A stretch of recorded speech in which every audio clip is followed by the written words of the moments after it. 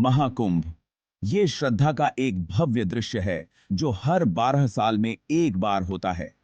ये भारत के समृद्ध सांस्कृतिक और आध्यात्मिक धरोहर का प्रमाण है, जहां हर वर्ग के लोग अपनी आस्था को जीवंत करते हैं। हर 12 साल में लाखों श्रद्धालु प्रयागराज में इकट्ठे होते हैं, अपने मन में एक नई ऊर्जा और भक्ति का भाव लेकर।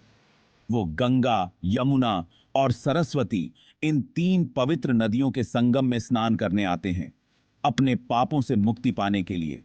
ये पवित्र संगम, जिसे महाकुंभ के नाम से जाना जाता है, एक देखने लायक दृश्य है जो मन को शांति और सुख से भर देता है। ये अनुष्ठान, परंपराएं और विश्वास की एक जीवंत चित्रपट है जो भारत की विरासत को दर्शाती है। महाकुंभ सिर्फ एक धार्मिक आयोजन नहीं है, बल्कि ये एक सांस्कृतिक घटना है। ये भारत का एक सूक्ष्म रूप है, जहां हर प्रदेश और संस्कृति के लोग मिलते हैं। यहाँ हर तरफ से लोग एक साथ आते हैं, अपनी भाषा और पहचान को भूलकर। वो अपने भिन्नताओं को भुलाकर खुद को भक्ति में डुबो देते हैं, एक अनोखा अनुभव प्राप्त करते हैं। हवा में मंत्रों के जाप की गूंज होती है, जो मन को एक अलग ही शांति प्रदान करती है। धूप की सुगंध हवा में फैल जाती है, जो माहौल को और भी पवित्र बना देती है। ये सचमुच में एक गहन अनुभव है जो आपको अपने अंदर तक महसूस होता है। एक ऐसा अनुभव जो कुंभ खत्म होने के बाद भी आपके साथ रहता है, आपके जीवन को प्रभावित करता है। महाकुंभ का पैमाना बहुत बड़ा है, जो अपने आप में एक चमत्कार है। इसे अक्सर दुनिया के सबसे बड़े शांतिपूर्ण सभा के रूप में वर्णित किया जाता है, जो एकता और शांति का प्रतीक है। इतने बड़े आयोजन को प्रबंधित करने के लिए व्यवस्थाएं अद्भुत हैं, जो एक प्रशंसनीय काम है। बुनियादी सुविधाएं प्रदान करने से लेकर कानून और व्यवस्था बनाए रखने तक, हर पहलू के लिए सूक्ष्म योजना और क्रियान्वयन की जरूरत होती है, जो एक बड़ा चुनौती है। फिर भी साल दर साल महाकुंभ को अद्वितीय कुशलता के साथ आयोजित किया जाता है, जो एक मिसाल है। कुंभ मेला निरंतरता का प्रतीक है, जो भारत की परंपराओं को जीवित रखता है। ये भारत के प्राचीन अतीत और उसकी स्थायी परंपराओं की याद दिलाता है, जो हमेशा से हमारे जीवन का हिस्सा रही हैं। तेजी से बदलते हुए विश्व में ये स्थिरता और स्थायित्व का एहसास देता है, जो मन को एक विश्वास प्रदान करता है। महाकुंभ एक अनोखा और अविस्मरणीय अनुभव है, जो हर किसी के जीवन में एक नई रोशनी लाता है। ये भारत के आध्यात्मिक धरोहर के दिल की यात्रा है, जो हर किसी को अपने अंदर तक प्रभावित करती है। कुंभ मेला की शुरुआत पौराणिक कथा में छुपी हुई है। ये एक ऐसी कहानी है जो हमें प्राचीन समय के ज्ञान और विश्वासों से जोड़ती है। यह कहानी समुद्र मंथन से जुड़ी है, जो सृष्टि के महासागर के मंथन की घटना। समुद्र मंथन एक ऐसी घटना थी जो देवताओं और राक्षसों के बीच के संघर्ष को प्रदर्शित करती है। यह घटना प्राचीन हिंदू धर्म ग्रंथों, पुराणों में वर्णित है। पुराणों में इस घटना का वर्णन अत्यंत विस्तृत रूप से किया गया है। कहानी के अनुसार देवता यानी भगवान और असुर यानी राक्षस ने अमृत पाने के लिए समुद्र मंथन किया था। यह मंथन एक बहुत ही कठिन और समय सापेक्ष प्रक्रिया थी। अमृत अमृता का जीवन रस था। इस जीवन रस को प्राप्त करने के लिए दोनों पक्षों ने अपनी पूरी शक्ति लगा दी थी। मंथन के दौरान समुद्र से एक कलश निकला। यह कलश अपने आप में एक अनोखा और अद्भुत वस्तु था। इस कलश में वो अनमोल अमृत था। अमृत की एक बूंद भी अमर बनाने की शक्ति रखती थी। कलश को हासिल करने के लिए देवता और असुरों के बीच जंग छिड़ गई। यह जंग बहुत ही भयानक थी और इसमें दोनों पक्षों ने अपनी पूरी ताकत लगा दी थी। इस जंग में अमृत की कुछ बूंदें धरती पर गिर गईं। ये बूंदें 4 अलग-अलग स्थल पर गिरी थी। ये 4 स्थान हैं प्रयागराज, हरिद्वार, उज्जैन और नासिक। ये जगहें आज भी पवित्र मानी जाती हैं। ऐसा माना जाता है कि कुंभ मेला के दौरान इन स्थानों पर नदियों में स्नान करने से मोक्ष की प्राप्ति होती है। ये स्नान एक आत्मा शुद्ध का प्रतीक है।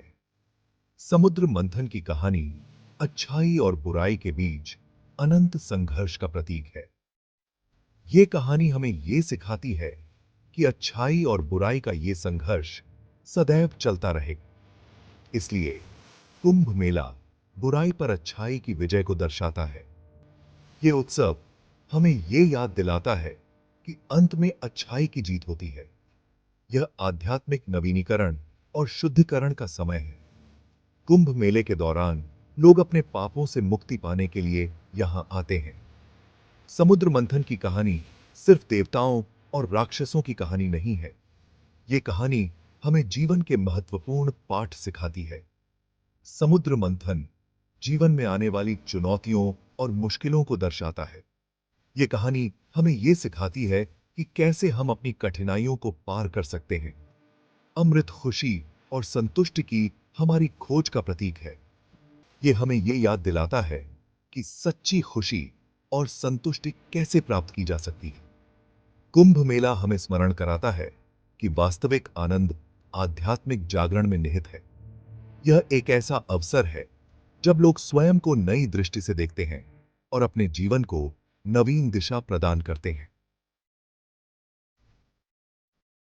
महाकुंभ सिर्फ एक धार्मिक आयोजन नहीं है, यह खगोलीय सामंजस्य का भी उत्सव है।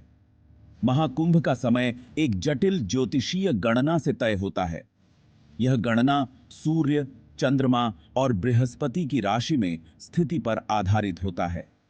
महाकुंभ तब मनाया जाता है जब बृहस्पति मेष राशि में और सूर्य मकर राशि में प्रवेश करता है। यह खगोलीय संरेखण बहुत ही शुभ माना जाता है। ऐसा माना जाता है कि यह एक शक्तिशाली आध्यात्मिक ऊर्जा उत्पन्न करता है। कहा जाता है कि यह ऊर्जा आत्मा को पवित्र करती है और आध्यात्मिक उन्नति लाती है। महाकुंभ का सटीक समय साल दर साल बदलता रहता है। ज्योतिषी इसकी गणना पहले से ही कर लेते हैं। महाकुंभ का खगोलीय महत्व इसके रहस्य को और भी बढ़ा देता है। यह दुनिया भर से लोगों को आकर्षित करता है। यह आगंतुक सिर्फ धार्मिक कारणों से ही नहीं, बल्कि इस दुर्लभ खगोलीय घटना को देखने के लिए भी आते हैं। महाकुंभ खगोल शास्त्र और ज्योतिष के बारे में भारत के प्राचीन ज्ञान का प्रमाण है। यह तथ्य कि कुंभ मेला का समय खगोलीय पिंडों की गतियों के अनुसार तय होता है, प्राचीन भारत के वैज्ञानिक दृष्टिकोण के बारे में बहुत कुछ बताता है। कुंभ मेला हमें याद दिलाता है कि विज्ञान और आध्यात्मिकता परस्पर अनन्य नहीं है। वे सह अस्तित्व में रह सकते हैं और एक दूसरे के पूरक हो सकते हैं। खंड 4 पवित्र डुबकी। कुंभ मेले में शाही स्नान का महत्व। शाही स्नान यानी राजसी स्नान कुंभ मेला के दौरान किए जाने वाले सबसे पूजनीय और महत्वपूर्ण अनुष्ठानों में से एक है। महाकुंभ का मुख्य आकर्षण शाही स्नान है। यह भव्य आयोजन महाकुंभ का मुख्य आकर्षण है, जो दुनिया भर से लाखों भक्तों को आकर्षित करता है। यह साधुओं और नागा बाबाओं द्वारा लिया जाने वाला शाही स्नान है। शाही स्नान साधुओं और नागा बाबाओं द्वारा लिया जाने वाला शाही स्नान है, जिन्हें इस आयोजन के आध्यात्मिक नेता माना जाता है। ये तपस्वी पवित्र पुरुष होते हैं जो सांसारिक संपत्तियों का त्याग कर देते हैं। ये तपस्वी पवित्र पुरुष सांसारिक संपत्तियों का त्याग कर देते हैं और अपने जीवन को आध्यात्मिक साधना के लिए समर्पित कर देते हैं। शाही स्नान विशेष शुभ दिनों पर होता है, जो ज्योतिषीय गणनाओं द्वारा निर्धारित किए जाते हैं। उनका मानना है कि इस दौरान नदी में स्नान करने से उनके पाप धुल जाते हैं। शाही स्नान देखने लायक होता है। नागा बाबा अपने राख से सने हुए शरीर और जटाओं के साथ जुलूस का नेतृत्व करते हैं। उनके पीछे अलग अलग अखाड़ों के साधु होते हैं। प्रत्येक समूह आयोजन की आध्यात्मिक ऊर्जा में योगदान देता है। वातावरण धार्मिक जोश से भर जाता है। शाही स्नान भक्तों के लिए आशा और भक्ति का एक शक्तिशाली प्रतीक है। ये एक अनुस्मारक है कि भौतिक संपत्ति क्षण भंगुर है। सच्चा सुख आध्यात्मिक मुक्ति और आंतरिक शांति में है। जो भक्त पवित्र डुबकी लगाते हैं, उनका मानना है कि वे अपने पिछले कर्मों से मुक्त हो जाते हैं। ये एक ऐसा समय होता है जब हर वर्ग के लोग आध्यात्मिक सांत्वना की तलाश में एक साथ आते हैं।